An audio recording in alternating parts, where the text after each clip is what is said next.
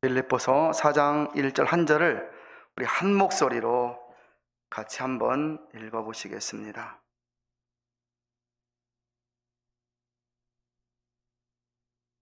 같이 읽습니다. 그러므로 나의 사랑하고 사모하는 형제들, 나의 기쁨이요 면류관이 사랑하는 자들아, 이와 같이 주 안에 서라. 아멘. 잘 지내셨습니까? 걱정과 염려 가운데 혹시 살아오신 여러분, 오늘 이렇게 성전에 나와서 예배드리는 여러분을 환영하고 축복합니다. 또 이 시간 이렇게 피치 못할 사정으로 집에서 영상으로 예배드리는 여러분들도 축복하고 환영합니다. 모든 당운의 성도들, 주님 안에서 올 한 해도 살아갈 수 있기를 소망하고 축복합니다. 어릴 때 혹시 연을 날려보셨습니까? 연, 하늘에서 큰 연이 정말 그 바람을 타고 나르는데요, 그 연이 땅에 있는 그 사람의 그 손과 실로 연결되어 있습니다. 그런데 여러분, 사람이 밑에서 이리저리 흔들고 잡아당기고 하면 그 연이 요동을 치지요. 만약에 그 실이 끊어져 버리면 어떻게 될까요? 정말 자유롭게 하늘을 홀을 날 것입니다. 보기에는 좋을지 몰라도 그 연은 결국 떨어져 어느 곳에 떨어져 땅에 떨어지고 말 것이에요. 인생을 살면서 하나님께 붙잡히고 하나님의 인도함을 받고 하나님의 손에 잡혀 사는 것이 여러분 얼마나 복이 있는 삶인지, 여러분 믿음 생활, 신앙 생활 잘 열심히 하시다가 모든 성도들이 다 천국에 다 들어가는 저와 여러분 다 될 수 있기를 진심으로 소망합니다. 오늘 성경에서 바울은 이렇게 말합니다. 참 기가 막힌 말이죠. 나의 사랑하고 사모하는 형제들. 바울이 말합니다. 이 빌립보 교인들에게 나의 사랑하고 사모하는 형제들. 그들을 또 뭐라고 표현하냐면 나의 기쁨이요 면류관이 사랑하는 자들아. 얼마나 보기 좋았으면, 얼마나 그들이 신앙생활을 신실하게 잘했으면, 초대교회 때 예수님 믿는 것 때문에 잡히면 죽고, 예수님 믿는 것 때문에 불이익을 당하고, 예수님 믿는 것 때문에 순교를 당하는 그 시대에 빌립보 교인들이 얼마나 신실하게 신앙생활을 잘했는가. 바울은 이렇게 말합니다. 나의 사랑하고 사모하는 형제들, 나의 기쁨이요 나의 면류관인 사랑하는 자들아. 뭐라고 하냐면 이와 같이 주 안에 서라. 주 안에 서라. 주 안에 살아가라는 말입니다. 주님 안에서 신실한 믿음 생활을 계속해 가라는 말이죠. 그것은 주님 안에서만이 여러분들이 알 것이에요. 주님 안에서만이 하나님을 온전히 예배할 수 있고, 혹시 이 시간에 다리에 앉아있기는 계시는데 다른 생각하고 계시면 안 됩니다. 하나님을 온전히 예배할 수 있고, 그 다음에 예수님으로 말미암아 주어진 그 천국의 구원, 영생의 소망, 그 안에서 살 수 있는데, 누구 안에서? 예수님 안에서만이 그것이 온전히 이루어지기 때문에 그런 것입니다. 예수님의 제자들은 성령 받기 전에는 예수님을 잘 믿지 못했습니다. 그래서 예수님이 잡히시자 도망도 쳤습니다. 3년간 동고동락했습니다. 죽은 자가 앞에서 살아나는 것을 보았고, 물고기 2마리, 보리떡 5개로 5,000명이 먹고 12광주리가 남는 것을, 그 기적을 눈에서 보았고, 안진뱅이가 일어나는 것도 보았고, 소경이 눈 떠지는 것도 보았고, 귀신이 도망쳐가는 것도 눈에서 보았잖아요, 여러분. 아, 이분이 맞구나 하면서 3년간 자기 살았던 생업, 배, 아버지 다 가족들 멀리하고 이 주님을 3년간 따라다녔던 그들이 주님이 잡히시자 다 다 도망쳐 버렸습니다. 그랬던 그들이 오순절날 성령 받고 한번 생각을 해보십시오. 예수님 안에 자기들이 살아야 복이라는 것을 확증하고 이제는 성령 받고 예수님을 위해서 살아가는데 복음을 증거하는 것은 기본이었고 심지어 목숨을 순교로 내놓기까지 합니다. 베드로는 예수님을 전하다가 로마에서 붙잡혀 십자가형에 달려 죽게 되었는데 여보시오 로마 군인들, 내가 어떻게 내 주님과 똑같이 달릴 수가 있겠습니까? 나를 거꾸로 매달아 주십시오. 거꾸로 매달려 순교를 당합니다. 빌립은 예수님을 전하다가 소아시아에서 역시 십자가를 지고 순교를 합니다. 바돌로메는 예수님을 전하다가 잡혀 예수님 전하지 말아라, 예수를 전하지 마라, 예수님 증거하지 말아라, 아무리 말을 해도 안 들어 고문을 당합니다. 들리는 말로는 껍질이 벗겨지는 고문을 당했대. 그런데도 예수님을 부인하지 아니하고 순교의 길로 갑니다. 도마는 예수님을 내가 손자국 넣어보고 창자국 넣어보고 못자국 넣어보고 그리야 믿겠다라고 부활하신 후에 말을 했지만 내가 그리야 믿겠다라고 말을 했더니 도마는 나중에 성령 받고 인도로 갑니다. 인도에 가서 예수님을 전하다가 창에 찔려 죽습니다. 마가는 알렉산드리아에서, 마태는 에디오피아에서, 안드레는 에데사에서 누가 의사했던 누가복음을 쓴 이 누가는 여러분 감람나무에 매달려 죽습니다. 스데반 집사님 복음을 전하다가 돌에 맞아 죽은 거 아시죠? 바울은 로마에서 복음을 전하다가 로마까지 가서 이제 그 목이 잘리는데 그 칼날이 내리치는 그 순간까지도 예수님의 이름을 부르다가 죽었습니다.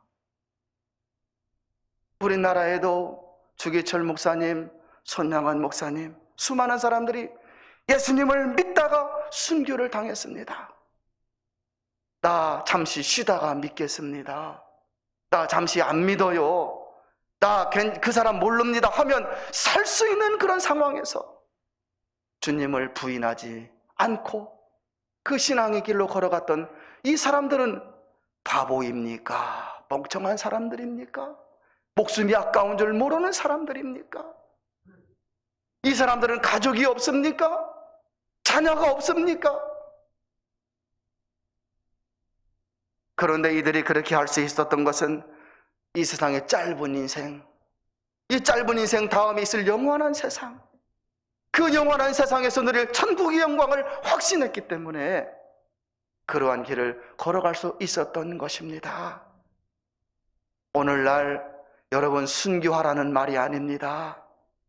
순교할 일이 뭐가 있어 여러분. 오늘날 저 북한에 있는 혹시 예전에 6.25 전쟁 때처럼 공산군이 내려와 너 믿을래 안 믿을래 총 들이대고 그런 일이 있습니까 여러분? 오늘날 순교당할 일이 뭐가 있겠습니까? 순교할 일도 없습니다. 나 기도하다가 순교해야겠다, 나 성경 읽다가 순교해야겠다, 잠을 안 자고 하는 사람 없잖아요 여러분. 그런데 여러분 우리에게 그럼 맡겨진 것은 무엇일까요? 평상시 이렇게 살아가는 삶 가운데 주님 안에서 살려고 노력하는 것이 바로 예수님 안에 사는 것입니다. 끈 떨어진 년이 아니라 주님과 매달린 주님에게 잡혀진 년, 자유롭게 사는 나 혼자가 아니라 내가 주님에게 매여 사는 것, 주님 안에 살려고 노력하는 것, 그게 바로 아름다운 성도의 모습 아니겠습니까? 어제 토요일 날 이어령 박사, 우리나라의 세계 지성이라는 분이잖아요 여러분. 이어령 박사가 89세로 어저께 세상을 떠났습니다. 그분이 딸 때문에 예수님을 알게 되었잖아요. 손주 때문에 예수님을 알게 되었잖아요. 그런데 이 지성인 이 사람이 예수님을 고백한 후에는, 세례를 받고 예수님을 고백한 후에는 누구보다도 얼마나 열심히 믿었는지 여러분. 89세로 어제 돌아가셨는데 3년 전에는 암에 걸렸어요. 3년 전에. 그런데 암의 수술을 하고 항암 치료, 연명 치료를 받지 않았습니다. 쉽게 말하면 무슨 다른 치료를 받지 않았다라는 거예요. 이분의 명확한 주관이 무엇입니까? 인생은 70이요 80이라. 살다가 언젠가는 저 하나님 앞에 설 것인데, 이혜령 박사님의 최근 인터뷰 내용입니다. 하나님 앞에 언젠가는 모든 인생이 설 것인데, 하나님 앞에 서기 전 나에게 죽음이 다가왔을지라도 하나님의 섭리.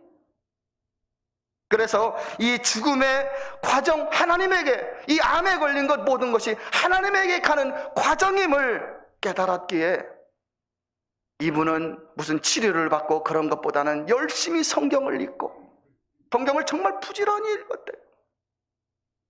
우리는 성경을 눈으로 읽고 다른 걸로 읽는, 이분은 읽고 한 줄 한 줄을 정독을 했다라는 거예요. 그러면서 내가 왜 이 하나님을 진즉 알지 못했는가? 왜 예전에 하나님을 그렇게 열심히 믿지 못했는가? 알지 못했는가? 그렇지만 남은 시간 동안 최선을 다하여 하나님을 알려고 노력했고, 성경을 부지런히 읽고 기도하며 지냈다고 하는 그런 글을 읽어보았어요. 여러분, 코로나 팬데믹 상황이 아무리 어려워도 주님 안에 살아야 복인 거 아시지요? 내가 평상시 아무리 물질이 많고 여유 있고 넉넉하게 살아도 마지막에 주님 앞에 섰을 때 주님의 인정을 받지 못한다면 지난 부귀영화 편하게 살았던 것 아무것도 아닌 것 아시지 여러분? 아무리 어려워도 주님 안에 살려고 노력해야 합니다. 노력하지 아니하면 신앙에서 멀어지게 되고 결국은 주님을 부인하게 되는 거예요. 주님을 부인하는 것이 무엇입니까? 잠시 다른 교회 가서 혹시나 열심히 믿으면 됩니까? 쉬었다가 열심히 믿으면 되는 것입니까? 주님이 그렇게 우리를 호락호락하게 보시는 분 아니잖아요, 여러분. 하나님은 만울이 여김을 받지 아니하시나니. 만울이 뭐예요? 하나님은 사람에게서 없이 여김을 받지 아니하시나니 사람이 무엇으로 심든지 그대로 거두리라 하셨어요. 우리가 신앙을 지키고 주님 안에 살기 위해서 노력해야 합니다. 코로나 팬데믹이 3년 차인데 백신 1번 맞으면, 백신 2번 맞으면, 백신 3번 맞으면 끝날 줄 알았습니다. 우리 군산만 해도 숫자가 점점 더 늘어나고 있습니다. 이제 별의별 변이가 많이 나타나고 있고 앞으로 어떻게 될지 아무도 모릅니다. 오늘 이렇게 같이 예배드렸지만 다음 주일에 얼굴을 만나지 못할 사람도 있을 수가 있습니다. 이런 상황에서 우리의 생사를 주관하시는 그분 앞에 우리는 어떻게 살아야 됩니까? 주님 안에 살려고 노력해야 합니다. 힘을 써야 된다 그 말이에요. 중요한 것 3가지를 말씀드립니다. 주님 앞에 살기 위해서 여러분이 주님과 연줄이 연결되어 있다면 그 줄이 연결되어 끊어지지 않도록 하기 위해서 노력할 3가지, 예배와 말씀과 기도입니다. 첫 번째로 예배가 무엇입니까? 예배는 하나님을 믿는 행위의 표시. 내가 하나님을 믿는다는 표시라 그 말이에요. 예배의 히브리어 아바드, 히브리어 아바드인데 이 아바드의 뜻은 내가 존경하는 사람의 그 팔에 입을 맞추는 거예요. 내가 존경하는 하나님, 내가 존경하는 예수님의 팔에 입을 맞추는 거예요, 여러분. 입을 맞추려면 무릎을 꿇어야 되잖아요. 숙여야 되지 않습니까? 흙 묻었네요, 더럽네요. 그게 아니잖아요, 여러분. 예배가 바로 그런 것이에요. 예배에는 여러 순서가 있습니다. 말씀이 있고 찬송이 있고 기도, 헌금, 축도 등 모든 순서가 예배입니다. 그래서 예배는 정말 정성스럽게 누구를 위한 것이에요? 하나님을 위한 것. 사람 보라고 예배 드리는 것 아니에요. 담임 목사 들으라고 찬송하라는 거 아닙니다. 담임 목사 들으라고 기도하라는 것 아니에요, 여러분. 이 모든 것이 예배인데 누구를 위한 것? 하나님을 위한 것. 우리는 찬송을 부를 때 속으로 부르는 사람들 혹시 있습니까? 그러면 안 됩니다. 기도할 때 입술도 안 움직이고 기도하는 분 계십니까? 그러면 안 됩니다. 하나님께 드리는 거잖아요. 예배 시간에 잡생각하고, 그래서 몸 조절도 잘해야 됩니다, 여러분. 토요일 날은 일찍 주무셔야 돼요. 드라마가 아무리 재밌어도 그거 보면 주일날 피곤하잖아요, 여러분.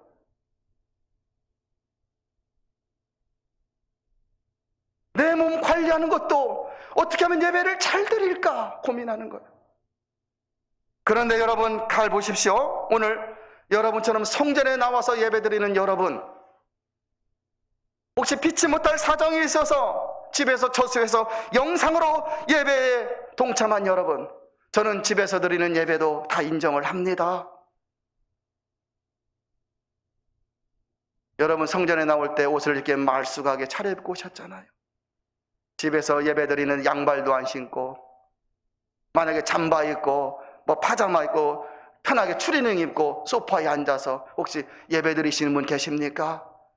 이 시간 자세를 고쳐 잡으시고 옷을 바로 입으시고 양발을 신으시고 휴대폰 꺼놓으시고 TV에 집중하면서 예배 드리시기를 부탁드립니다. 예배는 하나님께 드리는 것이기 때문에 그렇습니다. 코로나 바이러스로 인하여서 예배가 영향을 받고 있습니다. 그러나 성전에 나오신 여러분이나 사정으로 처수해서 영상 예배를 드리는 여러분 모두에게 이 정성된 예배는 복을 받고 은혜를 받는 시간이 됩니다. 예배를 잘 드리면 예배 드리는 중에 생명력이 일어납니다. 기쁨과 평안을 누리게 됩니다. 여러분, 찬송을 왜 크게 부르라는 줄 아십니까? 마음속에 두렵고 답답한 것들이 사라지니까 그러는 거예요. 걱정, 근심만 많이 하는 분들 보십시오. 찬송 잘 안 부릅니다. 힘도 안 씁니다. 예배를 잘 드리면 예배 드리는 중에 생명력이 일어나서 치유의 능력도 나타나는 것입니다. 제가 우울증 있다고 하지 마십시오. 찬송 땀나게 한번 불러보시면 우울증이 사라져버립니다. 육신의 질병, 지금은 왜 이렇게 병고침이 희귀하잖아요. 그런데 옛날에 폐결에 폐병 이런 거 찬송 부르다가 많이 나섰습니다. 대표적인 분이 물론 많이 있습니다만 조영기 목사님도 폐결에 걸렸다가 찬송 불러서 기도 났고, 명성기 김삼환 목사님도 그때 3기 같으면 못 고치는 때잖아요, 여러분. 약이 없는 때. 그런데 찬송 부르다가 낫는 거예요. 찬송을 부르려면 호흡을 해야 되잖아요. 호흡을 하면 숨을 들어셔야 되잖아요. 여러분, 그 찬송 부르려고 힘을 쓸 때 위에 계신 분이 은혜를 주시는 거예요. 은혜를. 그걸 체험을 해야 되는 거예요. 나 죽겠습니다! 하나님 한번 막 소리치고 부딪히고, 하나님 위에 계신 분이 너 죽어라, 너 죽어 하시겠습니까? 역사를 일으켜 주시는 거예요, 여러분. 이런 일들이 예배를 통하여 이루어지는 것입니다. 그리고 또 하나, 예배를 드리는 중에 생명력이 나타나 여러분이 복이 되고 여러분 가정이 복을 받습니다. 평상시에 비 안 오는 날 우산 들고 다니면 저 사람 왜 우산 달고 다니나 그럴 거예요. 그런데 비 오는 날 꼭 필요한 게 우산이지, 여러분. 우산이 크면 클수록 여러 명이 들어가서 비 안 맞을 수 있어요. 제가 이번에 대신방할 때 우산 이야기 여러 집에서 했습니다. 우산 하나밖에 없는데 나 혼자 아니라 내 아내, 내 가족들이 같이 우산을 하나 썼어요. 그러면 그 중에 우산 드는 사람이 있지요. 4명이 우산을 받쳤으면 4명이 다 우산을 잡고 가는 거 아니지, 여러분. 그 안에 우산 잡는 사람이 있지 않습니까? 그 우산 잡는 사람들 때문에 그 우산 안에 들어있는 사람들이 비를 덜 맞는 거예요. 안 맞는 겁니다. 여러분들이 우산 잡는 사람이 되시기를 바랍니다. 예배 드리는 중에 여러분이 예배를 잘 드릴 때 생명력이 나타나 여러분들이 우산 잡는 자가 되는 거예요. 혼자 잡았어요. 바람이 세면 이게 힘들지요. 옆에서 남편이 아내가 같이 잡았습니다. 얼마나 튼튼하겠어요, 여러분. 거기 자녀들이 있는데 야 너희들도 잡어. 그런 거 없습니다. 혼자 잡아도 되고 부부가 같이 잡아도 되고. 예배를 드리는 중에 예배를 잘 드리면 생명력이 나타나 바로 여러분들이 복이 되고, 여러분들이 복을 받으면 여러분의 가정 자녀들이 복된 거예요. 이게 하나님의 섭리입니다. 그래서 예배를 잘 드리시라 말을 하는 겁니다. 여러분 모두 코로나 팬데믹 중에도 예배를 잘 드려서 신앙이 식어지고 멀어지지 아니하고 다문의 모든 성도들은 다 안전하게 지켜질 수 있기를 간절히 소망합니다. 둘째로 주님 안에 거하기 위해서 말씀을 소중히 여겨야 합니다. 자, 말씀은 읽는 사람도 복이 있고, 잘 들으십시오. 말씀은 읽는 사람도 복이 있고 말씀을 듣고 행하는 사람은 더 복이 있습니다. 아브라함 링컨은 말하기를 하나님께서 우리에게 주신 가장 큰 선물은 성경이라 하였습니다. 말씀하면 헬라어로 두 가지가 있습니다. 로고스, 레마가 있어요. 로고스도 말씀, 레마도 말씀. 똑같은 말씀인데 속 깊이가 다릅니다. 하나님이 우리에게 주신 성경 66권 로고스 말씀, 주일날 예배드리러 나와서 듣는 설교, 이 설교도 바로 로고스 말씀. 설교를 말씀이라고 하지요, 로고스라고 하지요. 아무리 연설을 잘하는 사람이 사람들을 모아놓고 연설을 해서 그걸 로고스라고 하지 않습니다. 그 사람이 달변이어서 아무리 말을 잘해도 그 사람의 말을 로고스라고 하지 않습니다. 로고스 말씀은 기록된 말씀, 선포된 말씀을 로고스라 하는 겁니다. 선포된 말씀은 설교뿐만 아니라 구약의 이스라엘 역사를 보면 선지자, 예언자들 있잖아요, 여러분. 그들이 하나님의 말씀을 전합니다. 그 선포된 말씀, 기록된 말씀을 로고스. 그럼 레마는 뭐예요? 레마의 말씀은 여러분들이 성경을 읽고 여러분들이 설교를 듣습니다. 그럴 때 어느 순간 처음 말씀이 나에게 와닿는 겁니다. 오늘 목사님이 내 설교하는 것 같아. 목사님이 나 들으라고 하는 말 같아. 여러분, 레마의 말씀이에요. 은혜의 말씀, 내 말씀, 나에게 주신 말씀.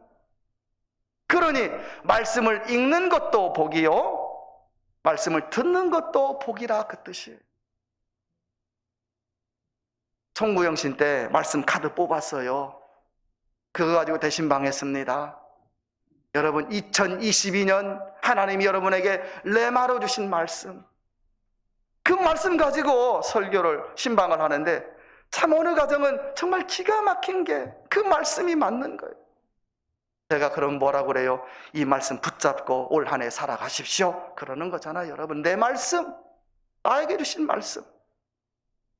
그래서 성경을 읽어도 은혜, 설교를 들어도 은혜입니다.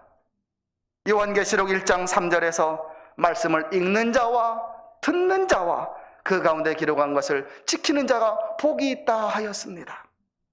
미국에는 백화점이 엄청나게 크지요. 백화점이 엄청나게 큰데 백화점 왕 하면 존 워너메이커 그래요. 그 사람이 처음 백화점을 시작했고 미국 전역에 다 있습니다. 미국의 백화점은 위로 솟는 게 아니라 옆으로 솟습니다. 그래서 쉽게 말하면 이런 겁니다. 우리는 위로 올라가는데 거기는 쉽게 말하면 이마트 같은 그 1층짜리 이마트가 하나, 둘, 셋, 네 개, 막 5개 이렇게 뭉쳐가지고 아주 큰 대지 위에 그렇게 백화점이 있는데요. 이 백화점왕 존 워너메이커 너무너무 가난해서 학교 공부를 못했습니다. 가난해서. 그런데 주일만 되면 교회에 가서 성경을 배웠어요. 그런데 성경 말씀을 들으면 들을수록 너무 이 성경을 읽고 싶은 거예요. 11살 때 어릴 때 공부를 못하고 살아야 되니까 가게에 가서 아르바이트로 지금 하면 심부름을 해줬어요. 이 어린 나이 때부터 학교를 가는 게 아니라 가게로 가서 돈을 벌어야 되니까. 그런데 11살 때 성경이 너무너무 읽고 싶은 거예요. 그래가지고 사장님한테 좀 돈을 가불해달라 그랬어요. 내가 그러면 몇 달에 걸쳐서 갚겠노라 해가지고 돈을 갑을 받아서 휴대폰을 산 게 아니고 옷을 산 게 아니고 신발을 산 게 아니고 성경을 샀어요. 그래서 이 11살짜리가 성경이 닳도록 읽은 거예요. 여러분, 하나님이 기뻐하지 않을까요? 얼마나 기뻐하셨겠어요? 그 어린 마음의 다윗처럼 하나님의 말씀을 읽으면서 거기서 힘을 얻고, 야, 다른 친구들은 학교도 가는데, 다른 친구들은 좋은 부모만, 그렇게 원망하는 그런 것이 아니라 자기의 삶 가운데 성경을 읽으면서 하나님을 의지하고 살으니 하나님이 얼마나 기뻐하시겠어요. 갑부가 되게 하신 겁니다. 그런데 듣기로는 이 워너메이커는 부자가 되면 될수록 성경을 더 읽었다 그래요. 왜요? 하나님이 자신에게 복 주시는 것을 체험하니까. 나중에 워너메이커가 이렇게 고백을 했습니다. 나에게 가장 귀중한 보배는 금은 보석이 아니라 바로 이 11살 때 산 성경입니다 그랬어요. 이 성경은 나의 가장 큰 보배입니다. 이 성경이 오늘 나를 만들었습니다 라고 고백하였습니다. 워너메이커의 그 전기를 보면, 여러분, 워너메이커도 중병 걸려 죽을 때가, 힘들 때가 있었습니다. 돈이 없어 병 치료를 잘 못 받았어요. 그런데 성경을 11살 때부터 그렇게 읽으면서 마음속에 하나님은 살아계신 분, 하나님은 도우시는 분, 믿음이 더 굳건하니 그 믿음 가지고 기도해서 병고침도 많이 겪었어요. 그런 여러분이 말씀이 얼마나 귀한 말씀입니까? 하나님의 말씀을 가까이 하면 3가지 복이 있습니다. 첫째로 구원에 이르는 지혜를 얻습니다. 삶이 아무리 편해도 천국 구원 여러분 분명히 가지고 사셔야 됩니다. 언젠가는 주님 앞에 설 때, 그때 저 주님이 보여야 되고 하나님 나라의 영광을 누려야 되잖아요, 여러분. 성경을 읽음으로써 그 구원에 이른 지혜를 얻게 되는 겁니다. 두 번째 은혜는 성경을 읽음으로 인생이 평안을 누리고 장애물이 없게 됩니다. 여러분들 아시잖아요. 감기 걸린 이야기 하는 게 아니라 인생에 모르는 큰일이 한번 닥치면 회복하기가 얼마나 어려운지, 그것 때문에 평생 얼마나 힘이 든지 우리는 알잖아요, 여러분. 인생의 장애물. 시편 119편 165절에 보면 주의 법을 사랑하는 자에게는 큰 평안이 있으리니 저희에게 장애물이 없으리로다 약속해 주신 거예요. 주의 말씀을 사랑한다는 게 무엇일까요? 저는 여러분들에게 성경을 사랑하십시오 그래요. 그게 무엇일까요? 성경을 읽는 것, 성경을 듣는 것, 말씀을 듣는 것, 말씀을 기뻐하는 것, 말씀을 순종하는 것. 이게 말씀을 사랑하는 모습이에요. 어떤 것이 말씀을 사랑하는 것이에요? 말씀을 읽는 것, 말씀을 듣는 것, 말씀을 기뻐하는 것, 말씀을 순종하는 것. 이게 말씀을 사랑한다는 뜻입니다. 그러니 제가 지난 주일에 말씀 읽지 아니하고 기도하지 아니하고 사는 사람은 회개해야 된다고 한 것은 바로 그런 것이에요. 하나님과 가깝기 위해서 내가 통로를 만들어야 되는데 무엇으로 하나님과 나 사이에 통로를 만들어 가시렵니까? 성경을 읽으면 3가지 복, 3번째 복은 뭐냐면 말씀이 여러분의 인생을 인도하여 줍니다. 시편 119편 105절에 보면 주의 말씀은 내 발의 등이요 내 길의 빛이라 하였으니, 캄캄한 밤에, 여러분 운전 다 하시지요? 캄캄한 밤에 갑자기 라이트가 꺼져버렸어요. 차 라이트가 꺼졌어. 운전을 할 수 있습니까 없습니까? 앞에 뭐가 있는지 모르니까 캄캄한 밤에 아무리 벤츠를 주어도 운전할 수 없지 않습니까? 그런데 그 캄캄한 밤에 라이트가 쫙 들어왔어요. 보니까 저기에 돌멩이가 있구나, 여기에 뭐가 있구나. 여러분 어떻게 해요? 운전을 그 피 따라 할 수 있는 것이잖아요. 말씀이 그렇다라는 거예요. 대부분의 사람들은 인생이 캄캄하잖아요. 앞길을 모르잖아요. 어디로 가야 될지, 무슨 일을 해야 될지 잘 몰라. 그러나 말씀을 계속 읽으면, 사랑하면 말씀이 여러분의 그 갈 길을 인도해 준다, 그 뜻이에요. 그래서 살 길이 보여지고 사는 길로 걸어가고, 여러분이 걸어가는 길이 또 사는 길이 되고, 이게 바로 하나님의 말씀의 은혜입니다. 하나님이 여러분들을 도와주시기 때문에 그런 거예요. 여러분, 성경을 읽는 것이 복입니다.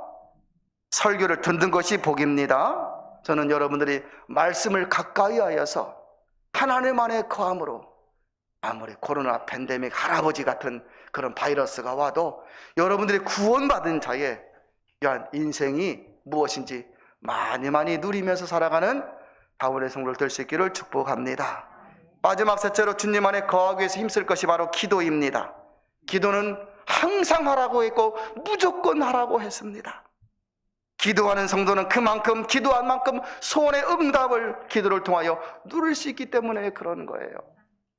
천수답을 예전에 시골에서 보면, 농사지는 아버지를 보면 하늘만 쳐다보아요. 언제 비가 오나, 언제 비가 오나. 바짝바짝 타올라요. 비가 와야 이 표가 사르니까. 그런데 구름이 쫙 끼어서 야, 이제 비가 오는가 보다 했는데 몇 방울 떨어지다 말았어. 얼마나 속상한지. 계속 떨어져야 되잖아요, 여러분. 기도 한두 번 하고, 기도 한두 번 하고 뭐 안 들어주는구나, 응답이 없구나, 그러시면 안 되죠. 계속해서 하늘을 바라보고 계속해서 기도해 나갈 때 하나님이 계속 물줄기, 은혜의 물줄기를 내려주신다는 사실을 믿으시기를 바랍니다. 예수님은 요한복음 15장 7절에서 너희가 내 안에 거하고 내 말이 너희 안에 거하면 무엇이든지 원하는 대로 구하라, 그리하면 이루리라 하셨습니다. 우리가 주님 안에 거하려고 노력해요. 무엇을 통해서? 예배와 말씀과 기도를 통해서. 그러면 주님의 말이 믿어지고 신뢰가 되어서 내 마음속에 주의 말씀이 거하면 된 겁니다. 무엇이든지 원하는 대로 구하라 그랬으니까. 그리하면 이루리라 하신 것이잖아요, 여러분.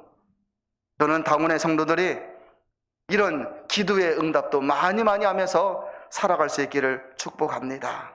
성도는 문제가 있든지 없든지 하나님을 찾고 기도하며 살아야 복입니다. 반대로 마귀 입장에서 한번 생각을 해볼까요?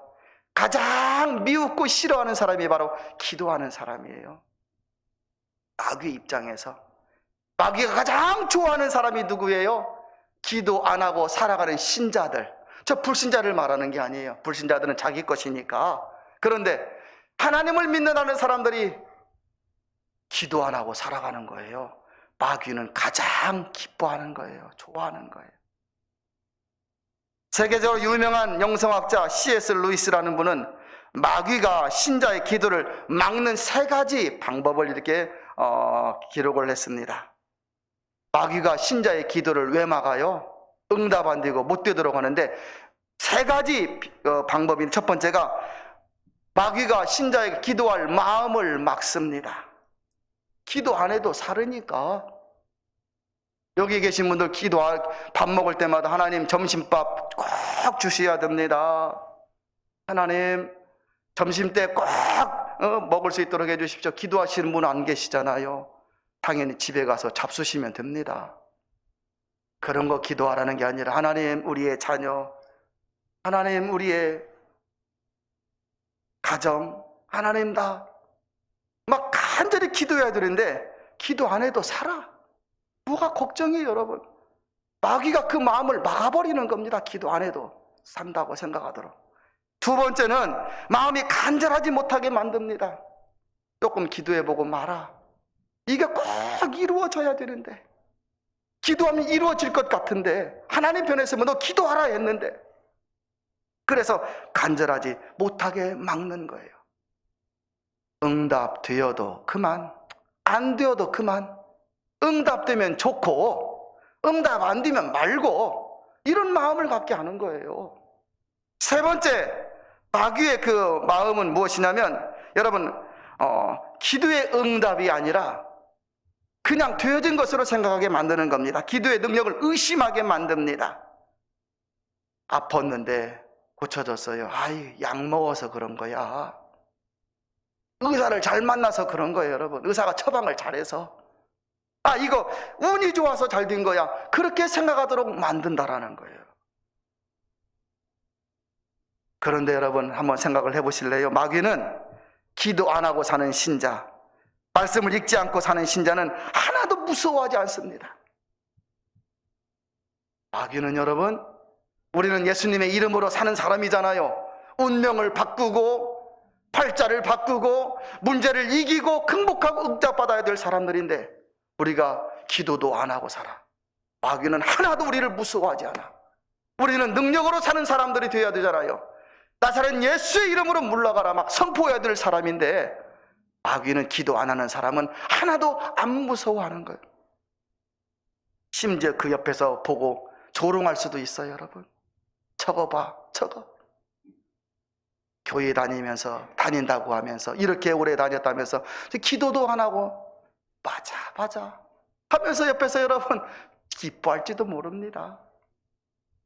여러분, 오늘날 신자의 불행이 무엇일까요? 경제적으로 어려워서 불행이십니까? 물질이 부족해서 불행이십니까? 병이 들어서 불행이십니까? 그것들은 불행이 아닙니다.